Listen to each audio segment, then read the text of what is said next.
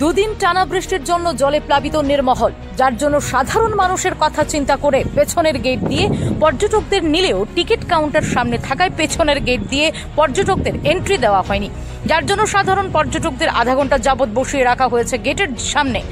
আসাম থেকে এসেছি নির্মল ঘোরার জন্য, তারপর এসে দেখলাম যে 9:30 এসেছি, বললো ওরা 40 জন মানুষ লাগবে।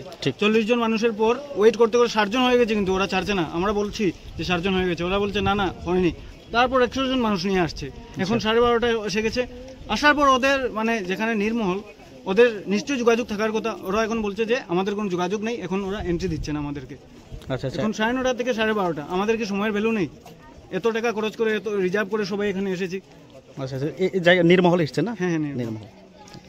এই জায়গা যাত্রীদের নিরাপত্তা বেশি, এর কারণে কি আনছেন এদিক দিয়ে? এর কারণে আনছি নিরাপত্তা দিক তো এদিক দিয়ে আনা হয়েছে। আচ্ছা, এখন যে গেট খুলতেছেন এই বিষয়টা কি বলবেন? এই বিষয়টা তো আমি কি বলবো, তো কলকাতা তাদের নির্মহলের যারা প্রতিপক্ষ আছে তার সাথে কথা বলছি, তারা দেখছে জিনিসটা কি করা যায়। বিগত 40 মিনিট যাবত যে যাত্রীদের হয়রানি, তো সেই বিষয়ে আপনি কি বলবেন? আমি কি বলবো এই বিষয়ে তো আমার তো কিছু বলা নেই, যে আমিও দুঃখিত এই বিষয়ে।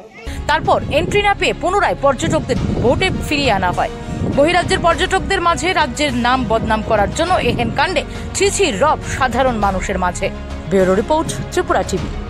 সোনার মোড় তো না এইটার ভিতরে দেখার লেগে আমরা আইছি ওখান দূর থেকে। আপনারা কোনখান থেকে আইছেন? টিকিট কাটছি যে। কোনখান থেকে আইছেন? আমি বহুত দূর থেকে লামডিং থেকে আইছি। আচ্ছা আচ্ছা, আইছি না টিকিট কাটছি, যেরকম টিকিট কাটছি এসব টিকিট কাউন্টার কইছে বলে ভিতরে কেউ নাই, গেট খুলতো না। তো কইতো তো আমরা এখানে আইলাম না নাই। আজকে তো 70-80 জন মানুষ রইছি দেখার লেগে, আর এখানে রোদ খেলে গেছি। আইতো দেখালে গেটটা কেলে খুলতো না। নির্মহল একটা ঐতিহ্য আছে, সেই ঐতিহ্য কোথাও কোনো ঐতিহ্য নাই থাকলে তুই এরকম মূল্য গেট কেলে বন্ধ। ভিতরে কি সোনার মোড় না রাজা রেখাই গেছে? সোনার মোড়টা লুয়া দেবে মানছে, এটা কোন ধরনের কথা?